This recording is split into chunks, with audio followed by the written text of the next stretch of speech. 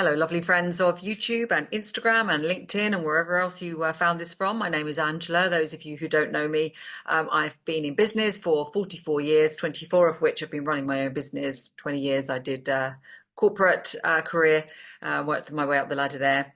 I suppose the other thing that's unusual about me is that I did a body transformation at the age of 54. I'm 62 now. I've maintained that body transformation through weight training primarily. In fact, I've just come out of the gym, hence my attire. But I help businesses. I invest in businesses. I advise corporate leaders and generally help people with the benefit of my experience. And I help a lot of new business owners as well. People are sort of in that startup phase, but also in that period where it sort of stagnates between the business ages of about 5 to 10 years. If you look at the stats in the UK, excuse me, my little pug just wanting to get on my lap here. Let me just grab her up. If you look at the stats in the UK, about 50% of businesses survive 5 years. About 90% survive the first year, but only about 50% survive 5 years. And after that, it declines quite dramatically, with only about 10% surviving beyond 10 years. I had a business that lasted for 20 years until I closed it. I only closed it because it was COVID. I'd sold off quite a lot of the components of it, and the market changed so dramatically. But as a result of that, I'm very, very well aware of growing pains. I mean, not only did I run the businesses, but I also helped government ministers and worked with Richard Branson and thousands of other businesses, actually. In fact, I received an MBE from the King for services to business. So I've had a lot of exposure to the ups and downs and the highs and lows of running businesses. And I want to talk to you today about some of the typical pains of a business, because if you are one of those people that has survived your first year, especially if you've gone beyond 5 years and maybe even 10, then you most certainly will be struggling with some of these growing pains. And when I look back now, firstly, I would have not felt so alone, because obviously I experienced all of these as well. So hopefully some of what I'm going to tell you and share with you will help you realize that, because there's always a bit of comfort in numbers. But secondly, there are ways of dealing with these things. And I know that, when you're running a business and you're growing it and you're trying to create a really good, positive, forward-thinking culture in your business, it can be quite lonely because, inside, I mean, certainly I had this experience where, you've got this great team, they're growing, you've given them a wonderful environment in which to thrive, and you're telling them all the good news and everything like that, and you've got strategies to deal with the problems. But inside, sometimes you can be really, really very worried about the future of the business and not be half as confident as maybe you're portraying. I mean, I remember walking through one of my offices, and I'd taken a big loan to get it all refurbed. It was beautiful, and I had 60 new people sitting there on a sales floor. And I always remember coming in one Friday afternoon and they're all laughing and having a great time and obviously planning the weekend. And all I could think about was, bloody hell, I've got the payroll next Friday and I need to find a way to make sure I cover it. And I know that that is a very, very common issue for people who are growing their business. So if we look through, I mean, there are so many. I wrote a whole list here of the different sort of pain points and growth issues of businesses. There are just so many. And I think probably the worst ones are the financial issues. And in particular, that is the cash flow issues. So I'm going to talk to you about that today. But these are compounded by not seeing regular growth, and in fact seeing a decline in revenue. That is also a bit of a worry, because you think, why these marketing strategies and everything else are not working. I've got all these extra people, and I'm not getting any movement on my top line. So why is that? So that's another big worry. Talking of more people, the issues with rising expenses, especially if you start to delegate, and if you delegate your finance function and you delegate your management functions, it can be extremely frustrating when you suddenly find that expenses have increased and maybe you've not had a total handle on it as the owner of the business, because you're out doing all sorts of other things to grow the business and you've delegated the management of the expenses. So that's another big problem, that you suddenly turn around and you've got this massive cost base and you wonder how you sort of built this almost monster, and although you're getting the money in, it's flying out the door faster than you can sort of count it. So That's an issue. Changing in tax legislation and the demands for taxation up front and increases in tax all over the place, and other sorts of regulatory expenses. If you miss a deadline with Companies House, for example, you can easily get caught with late return fines and things like that. So you've got to be really careful about that. And accumulating debt as well. If you do have a cash squeeze one month and you've got a high cost base, and suddenly you're getting through to that second month, and now you've got hung over debts from the month before, you've got to be really careful, because that can start to build an insurmountable wall of debt, which obviously is bad on the balance sheet, but even more importantly, on a day-to-day management business, can stop you being able to manage your cash flow effectively.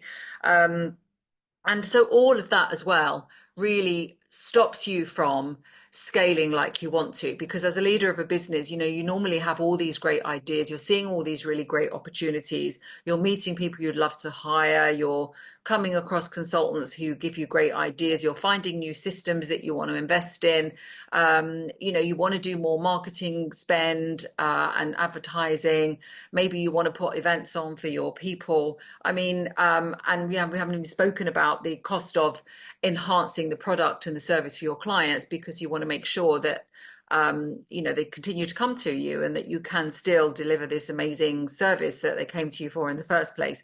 So these are all the pains, and if you don't keep ahead of these, and if you don't know how to manage them, and you sort of hold them to yourself until it's too late, that's why businesses fail. And that's the reason. One of those will generally be the reason why, as I said, half the businesses don't succeed beyond 5 years. So I was going to tackle today the first one I mentioned, which is cash flow problems, what to do about it. Well, the first thing I would say is, don't delegate. As a business owner, do not delegate your management of your cash. I was told this myself, and I thought at the time that I never would. But as the business grew, and I had like 130 staff and 14 offices, and all sorts of other considerations, and I was pulled outside of the business, I was doing a lot of PR for it. It's very, very hard to be there all the time, managing all of the cash, and making all the payments and looking at all of the contracts and everything like that. So you do need to have staff that you trust in your finance department, but they're never going to treat it like you treat your own money. And so one of the things that I would say is, even if you do delegate, for very good reasons, I would definitely say be the final signatory in every single bit of expenditure in your business.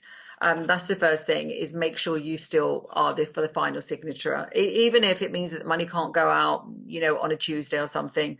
Well, you'll have a look at it on the Wednesday, and one day won't generally hurt, but definitely keep a handle on your cash. You be the final signatory, because only you are going to treat it like your own money, whereas others, with the best will in the world, they just won't feel like that. The second thing with regard to cash is, if you are having any form of borrowing whatsoever, be very, very careful about the terms that you sign up to, with bank overdrafts or loans or anything like that, or invoice discounting especially. It can be very, very tempting to take on invoice discounting, which means that basically when you raise an invoice, the lender will give you the money up front while you wait to get paid. But of course, they are going to charge you a fee for doing that. And if their fee is close to what your profit margin is, then you could end up doing transactions where you're making no profit, and that will quickly show itself with your cash. So be very, very careful with what you're signing up to.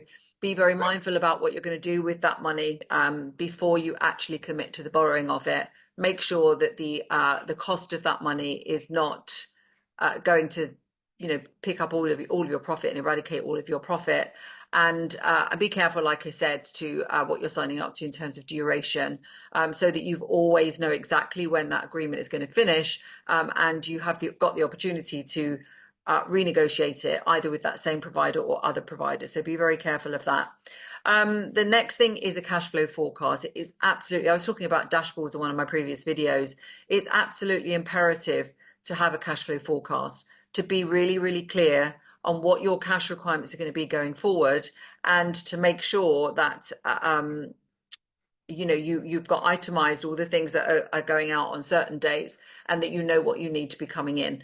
And when you're making expenditure decisions, whether that is hiring decisions, moving decisions, purchasing equipment, whatever it is, plug it into that cash flow forecast, and always do a worst case scenario, a best case scenario, and then pick the middle, because it tends to be the middle that is the thing that is going to materialize. So have a cash flow forecast. We've got a cash flow forecast which we use, which you're by all means you can take if you want. If you email me, I can send you that. Other things to do with cash is, you don't have to do everything this year. So if you are going to change things, if you're going to invest in new systems, if you're going to take on new staff or anything like that, just don't do it in a planned manner. It's very tempting as a entrepreneurial person that you see these shiny new things and you really want to go for it, and you really believe that this is going to turn the business around or give you exponential growth or whatever. And it's very tempting because you have the cash there just to go off and hire the person or buy the system or whatever. But I would subject yourself to the same rigorous procedure for expenditure of cash that you may put someone else through in your company. Or even a third party might ask you all the questions about it if they were going to lend you the money, like a bank. So really do evaluate every piece of new expenditure and make sure that it's a good decision, a good solid decision. In fact, you could even pull together a delegation of people that ratify your spend decisions, even because when you do own the business outright yourself, you have no one to sort of police what you're actually deciding. And again, it can be a lonely place. Great because you're independent, you can do what you like, but maybe not so good because you can be impulsive. If you've got that sort of impulsive a nature, which many entrepreneurs have, then it's good just to have a balance. So having like a little delegation, a little board, which will help you to decide what you're going to spend your money on, and whether it is in at least to raise objections and get you to think about things that maybe otherwise you wouldn't think about. Other things with cash flow is to look at trying to accumulate an amount of cash that is going to be able to carry you through the unpredictable and difficult times. COVID was a big lesson to all of us, I think, in that regard. But if you look at someone like Microsoft, apparently they hold something like 6 years worth of spare cash, so it makes them a very, very solid investment. And the lovely thing is that when you are a solid investment, when you've got plenty of cash, when you don't need to borrow any money, when you don't need overdrafts, when you actually don't need systems or new people, and you can actually plod along if you want for a little bit, that's when the offers come. That's when the banks are bending over backwards to try and give you more money. That's when you'll get investors that really want to invest and take maybe a piece of your business in return for some payment to you or some other benefit. So really trying to accumulate that pot of cash is going to help you, one, make the business more attractive, but two, mean that you can more easily withstand the external changes, because we just don't know, do we? We didn't know about COVID coming along, but there's lots of other things that come along. Even in my business lifetime, we've had the 2008 crash, which almost happened overnight. We just didn't expect it. So building up a pot of cash, and that will mean just sort of slowing down that growth maybe a little bit, but it's a bit like the tortoise and the hare. Like I said, you don't have to go super fast to get to where you want to go, particularly in this age of longevity, where if we're all going to live longer, that means we're going to be in business longer. That means that we don't have to get everything done, before the age of retirement, or 45 or 50 or whatever it is that people sort of used to aspire to. Other things to think about with cash flow, is when you are bidding for new opportunities, when you're taking on new clients, just be very mindful of your profit. Don't buy business, don't buy new clients, but don't buy jobs unless there's a really, really good reason for it, such as, there's a brand that you really want to work with. But I remember when we very first started the recruitment company back in 2002, and there were a few clients that were household names that we were absolutely delighted to get. I mean, the post office was one that springs to mind. But, a year or so into that, we realized why, that other competitors just didn't want to work with that organization because the margin was squeezed so much, you just couldn't make any money out of it. So once, unless everything went perfectly. So on a spreadsheet, it looked great, but you only needed, a bit of a late payment or a cancellation or something to not go quite right. And, you would have a contract that you're making no money on. So be very careful when you're bidding. Don't get over enamored with really, really wanting to work with a particular client if it's not giving you the profit margin that you want. Unless, of course, you are a charity, but even then, you have to have the money to sustain your overheads.